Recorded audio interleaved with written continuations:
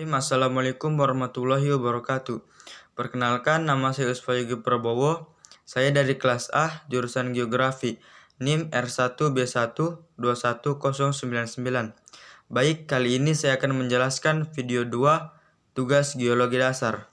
Nomor 1, jelaskan apa yang dimaksud dengan batuan metamorf dan faktor-faktor apa yang mengendalikannya. Batuan metamorf adalah batuan yang muncul dari transformasi batuan yang ada menjadi batuan jenis baru.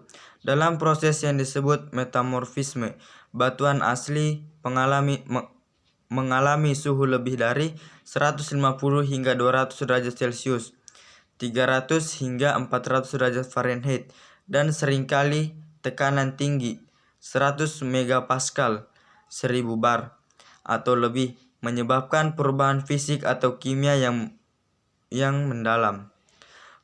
Batuan metamorf terbentuk dari batuan beku dan sedimen yang telah mengalami perubahan bentuk yang disebabkan oleh beberapa faktor, yaitu yang pertama, tekanan tinggi. Batuan metamorf diakibatkan oleh tekanan yang tinggi dalam jangka waktu yang lama. Tekanan diakibatkan oleh tekanan oleh lapisan di atas atau tekanan diferensial. Yang kedua, suhu. Batuan metamorf diakibatkan oleh suhu yang tinggi karena adanya intrusi magma dan tidak bisa berfoliasi. Yang ketiga, aktivitas kimia. Adanya cairan fluida dalam batuan sedimen atau batuan beku yang berfungsi sebagai media pengukur dari larutan ke mineral, dan sebaliknya, sehingga mempercepat proses pembentukan batuan metamorf. Nomor 2. Sebutkan dan jelaskan beberapa tipe-tipe metamorf batuan. Yang pertama, metamorfosa termal atau kontak. Terjadi akibat perubahan kenaikan temperatur, biasanya dijumpai di sekitar intrusi atau batuan plutonik. Luas daerah kontak biasanya beberapa meter sampai beberapa kilometer. Tegangan dari komposisi batuan intrusi dan batuan yang diintrusi, dimensi dan kedalaman intrusi. Yang kedua, metamorfosa katalistik atau kinematik dislokasi. Terjadi di daerah pergeseran yang dangkal, misal zona sesar, di mana tekanan lebih berperan daripada temperatur, yang menyebabkan terbentukannya zona hancuran, granulasi, breksi, serta dangkal, milionit, filonit lebih dalam, kemudian diikuti oleh rekristaliasi.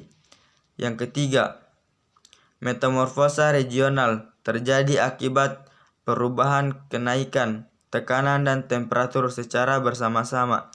Biasanya terjadi di jalur orgen, jalur pembentukan pegunungan atau zona subduksi yang meliputi daerah yang lurus.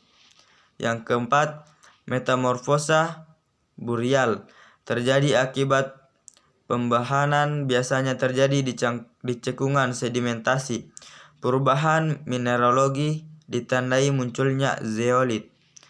Yang kelima, metamorfosa lantai samudra terjadi akibat pembukaan lantai samudra, ocean floor spreading, di pegunungan tengah samudra, tempat di mana lempeng litosfer terbentuk.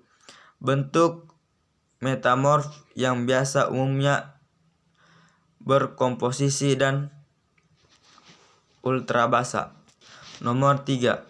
Jelaskan 3 tingkat derajat metamorfosa batuan. Berdasarkan tekanan temperatur, metamorfosa dapat dibedakan menjadi 3 tingkatan derajat metamorfosa, yaitu derajat metamorfosa rendah dan derajat metamorfosa tinggi. Metamorfosa derajat rendah terjadi pada temperatur antara 200 derajat hingga 320 derajat Celcius dan letak yang relatif rendah. Batuan metamorf derajat rendah dicirikan oleh berlimpahnya mineral-mineral hidrat, yaitu mineral-mineral yang mengandung air, di dalam struktur kristalnya. Contoh dari mineral hidrat yang terdapat pada batuan-batuan metamorf derajat rendah adalah mineral lempeng dan spentin dan klorit. Metamorfosa derajat tinggi terjadi pada temperatur lebih besar dari 320 derajat Celcius dan tekanan yang relatif tinggi, sehingga dengan meningkatnya derajat metamorfosa, maka mineral-mineral hidrat akan menjadi berkurang dikarenakan hilangnya unsur H2O dan jumlah mineral-mineral non-hidrat menjadi bertambah banyak. Nomor 4. Uraikan aspek-aspek untuk identifikasi batuan metamorf. Sifat-sifat fisika dan kimia yang umumnya dikenal dalam mengidentifikasi batuan biasanya dibagi dalam 4 kategori sifat sebagai berikut. Yang pertama, warna. Beberapa ciri warna pada mineral yang penting. Yang pertama, kuarsa berwarna putih jernih, putih susu dan tidak memiliki belahan. Yang kedua, mika. Apabila warna putih diberi nama muskovit, bila warna hitam diberi nama biotit. Keduanya dicirikan adanya beberapa aspek seperti lembaran-lembaran. Yang ketiga, feldspar. Apabila berwarna merah daging diberi nama orthoklas, bila berwarna putih abu-abu diberi nama plagioklas. Yang keempat, karbonat. Biasanya mineral ini diberi nama klasit dan dolomit. Ciri utama mineral berkarbonat ini adalah bereaksi dengan HCl. Yang kedua, tekstur. Tekstur merupakan kenampakan batuan berkaitan dengan ukuran, bentuk, dan susunan butiran mineral dalam batuan. Tekstur batuan dapat dijadikan petunjuk tentang proses ganesa yang terjadi pada waktu lampau sehingga menghasilkan batuan tersebut. Yang ketiga, struktur. Struktur adalah kenampakan hubungan antara sebagian batuan yang berbeda. Yang keempat, komposisi mineral pembentukan batuan. Komposisi mineral dalam batuan metamorf dapat dikelompokkan dalam 2 macam, yaitu mineral yang tahan terhadap proses metamorfisme dan mineral baru yang terbentuk selama atau akibat proses metamorfisme. Mineral-mineral yang terdapat pada batuan metamorf antara lain. Yang pertama, kuarsa, mika, feldspar, karbonat, mineral lempeng. Nomor 6. Nomor 5. Sebutkan jenis-jenis tekstur batuan metamorf.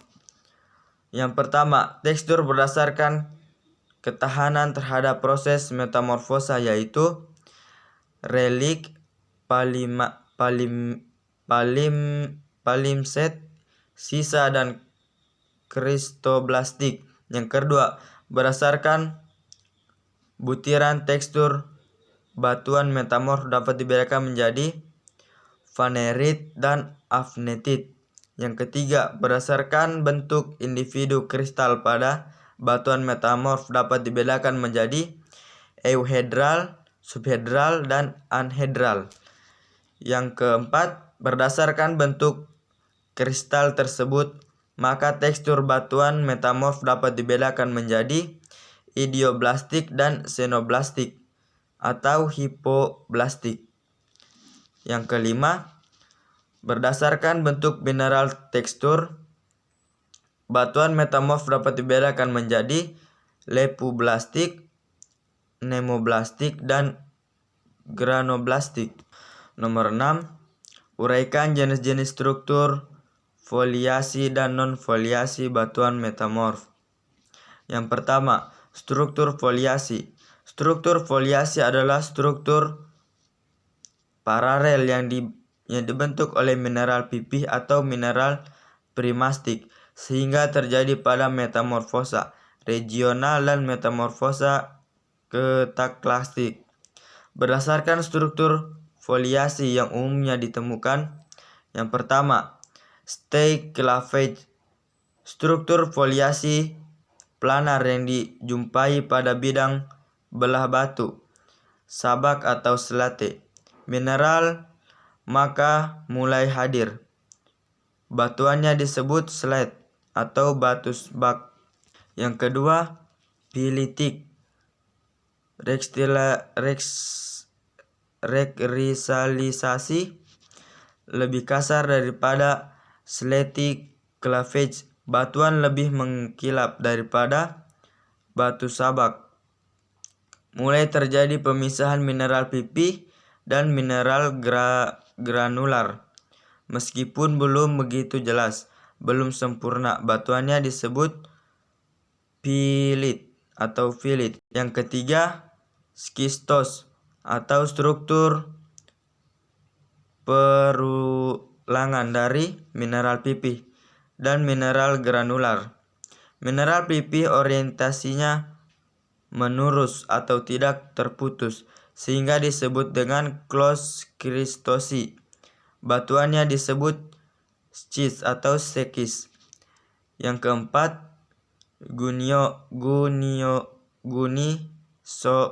gunisose.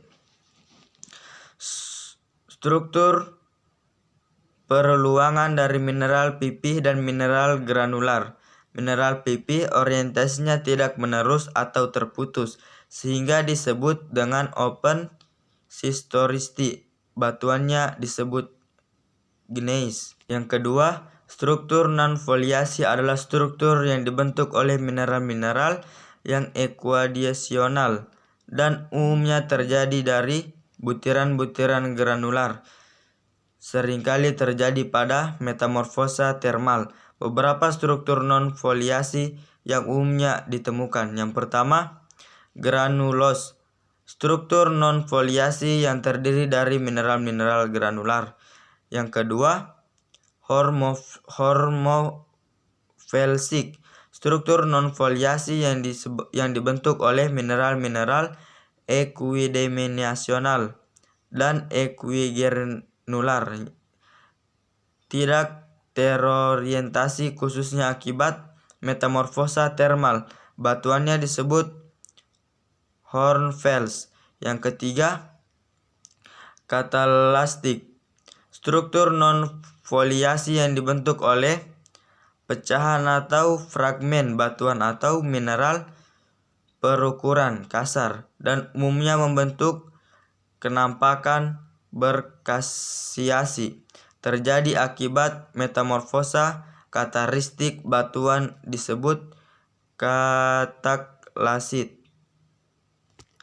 Yang keempat, milonitik. Struktur non-foliasi yang dibentuk oleh adanya penggerusan mekanik pada metamorfosa katalistik, menunjukkan goresan-goresan akibat penggerusan yang kuat, dan belum terjadi rekristalisasi mineral-mineral primer. Batuannya disebut mailonit.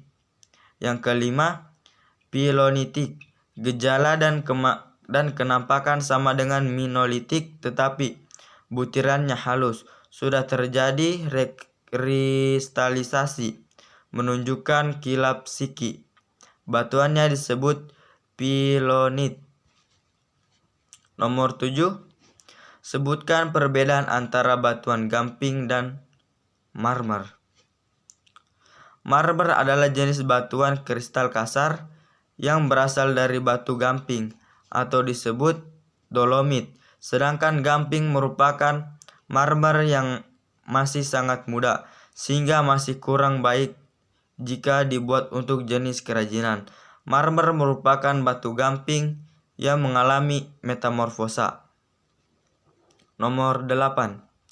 Sebutkan perbedaan antara sekis dan gneiss. Gneiss cenderung lebih berbutir kasar daripada sekis dalam lapisan mineral terang dan gelap yang dikenal sebagai gneiss. Lapisan-lapisan ini jauh lebih tebal dan lebih tidak tertentu atau tidak teratur daripada yang ditemukan di sekis.